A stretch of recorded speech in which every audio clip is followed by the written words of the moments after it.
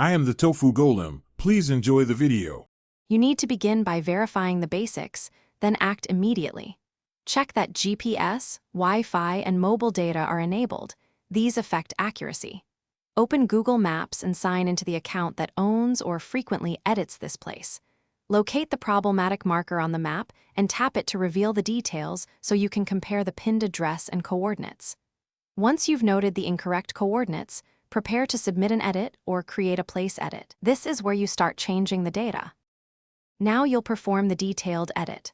On desktop, click the place, choose Suggest an Edit, and drag the pin to the correct spot. On mobile, long press the marker and choose Edit Location. Make sure to zoom in and align the pin with building outlines or entry points for precision. Update the address fields, correct the place name if needed, and if you have exact coordinates, paste them into the coordinates field. Explain why this is correct in the edit notes to speed reviewer approval. Finish by submitting your edits and monitoring their status under Contributions, Edits. Once done, wait for reviewer confirmation. This can take hours to days. If your change is rejected, resubmit with stronger evidence. Clear dated photos showing the entrance, a utility bill, or official listing that matches the location.